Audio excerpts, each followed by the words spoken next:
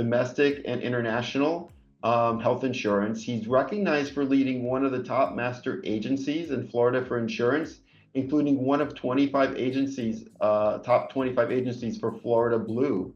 So he's also a devoted community leader who's passionate about volunteering and giving back, and he has the highest integrity and is very knowledgeable in insurance matters. So it's a pleasure to be speaking with you here today, Gabriel. Thank you, Phil. Appreciate that. You're welcome. And tell us about how you became passionate about the insurance industry. Well, I started with the insurance industry many years ago, but as an employee. Today I'm self-employed with Zurich Financial Services. To be frank with you, I really like the international flavor of it because I grew up in many countries. So I enjoyed helping people getting covered in that period of time with life insurance in Latin America. And I used to train brokers as well in Latin America, specifically in countries like Guatemala, Costa Rica, Colombia, Peru. And believe it or not, I also traveled to the Isle of Man and to England. I don't know if people here knows where is the Isle of Man. It's a little island between Ireland and England. It's a small protectorate of England. They have their own parliament. And believe it or not, the Bee Gees were also born there. That's the first thing they told me when I landed in the Isle of Man. They moved to Australia, but I didn't know they were born in the Isle of Man. So that's how it started. So a little information about the Bee Gees in this insurance session. Yeah, it's fascinating. Something I don't think many of us knew. Describe your group domestic and international health insurance benefits practice for us. Well, we work mainly with all major carriers, with our agents as well. We have about 40 agents, but not all of them focus on group. They focus on different type of insurance products. So we represent carriers domestically and internationally. So we can insure people in the US for employees and also overseas or in multiple countries. So we can have, for instance, employees in the US and India, employees in Colombia and the US, etc. And we try to provide solutions for small business, for traditional type of insurance for group or self-funded that sometimes can be cheaper, but it depends on the underwriting. The international part of it focus mainly on companies, multinational banks, yacht owners, and there are a lot of wealthy retirees. Usually they come from areas in Latin America that are not very stable. They don't feel very comfortable with the political environments. So they come to Miami. People from Brazil, from Colombia. So when you have leaders that are not very well liked there, so they take their stuff and they come to get insurance, and they also come to you as well for financial advice, like you, Philip. So that's another thing that they do.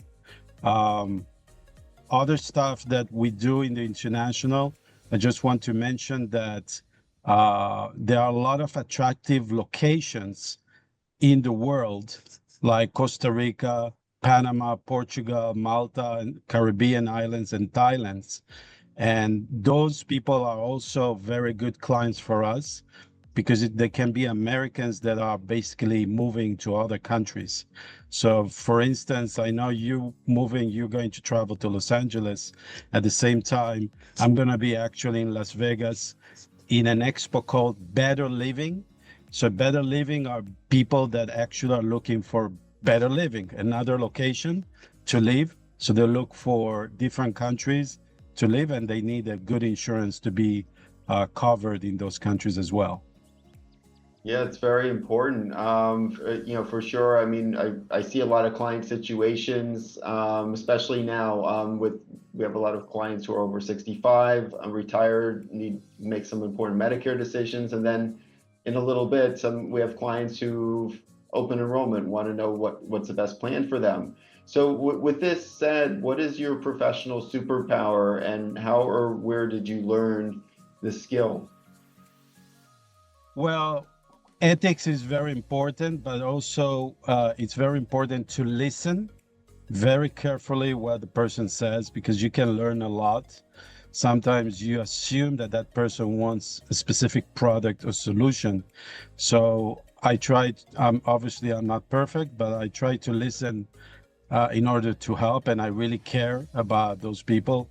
If I cannot help them for some reason, I make sure to guide in the right professional as well.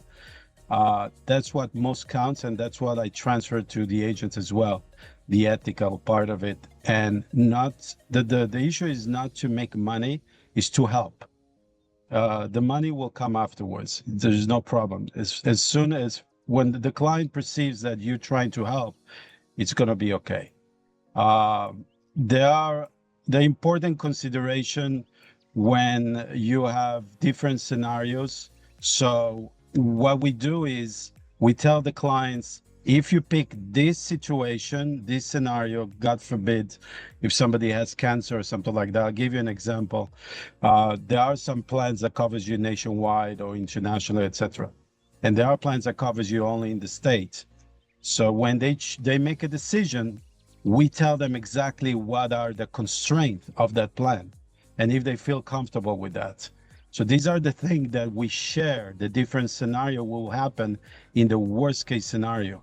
And if you do that, clients will feel more comfortable making those decisions. And we pass that through the training to our agents as well. Well, very well said. Could you share with us a recent top client problem solved? I have right now a recent one of a client that is a wealthy guy that he's from Brazil, and he moved to the US, and he had an insurance, an international insurance that he has to announce that he's traveling 3 months of the year. And he tried his best, and in a certain moment he told me, I cannot sign this amendment because I'm not going to travel 3 months of the year. So I had to move him to another carrier. But he had some medical issues, and I guess I did some martial arts with the carrier, and I twisted their arm in order to accept them. Obviously, it was a lot of questioning, but it was a good effort, and he's very happy because now he doesn't have that limitation that he needs to travel 3 months out of the year. And obviously he had to compromise, the carrier had to compromise. So it's a process. And obviously we work only with the top carriers when it has to do with either domestic or international insurance. Fascinating, Gabriel. I don't know if you worked with Evan Frankel on those martial arts techniques, but still interesting. If I work with him, then I'll be even more successful with those negotiations. Yes. Yeah. So who would be an ideal introduction for your expertise? HR manager definitely are very good introduction for us. Payroll companies, yacht captains, because we have some products for the crew as well.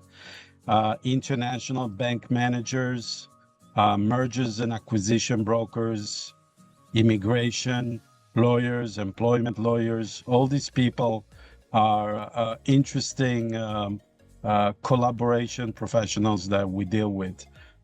So these are the main people that we work with. Yeah. Excellent. And what are a few impactful tips for those selecting new members of a team? I know you lead a great team, top performing one. The most important thing is that we expect those people to be ethical. We expect those people to be somewhat striving to achieve their goals, to have high energy as well. But one thing I've been noticing that our top people that has been successful are people that do athletics as well. Currently, our top agent, he's a 6 or 7 time Ironman, and so I realized that I'm not gonna put that as a requirements to be at least 3 times Ironman, but it has to do with what you asked before in the beginning of the meeting about the balance. So when you do exercise and all these great activities to balance out, you become more successful. So obviously, a person that has that approach or balance out, ethics, willing to learn as well, and be patient with their clients is very important. And these are the things that makes the team very, very successful as well. Yeah, great points there. And finally, inquiring minds want to know, what do you do when you're not working? When I'm not working, I obviously busy with my family. I have 2 kids, one in college and one in high school, and I watch soccer. I really like soccer, and I actually I was last year in a Premier League game in England. Um, I do a lot of swimming, and I try to do some other activities like collecting toys for kids with cancer every year in memorial. So I collect from friends, stuff like that. So that's what I do most of the time. Really awesome. Well, thank you, Gabriel, for being on our member spotlight today. Thank you, Philip. Thank you for all your question. I appreciate that. You're welcome. We're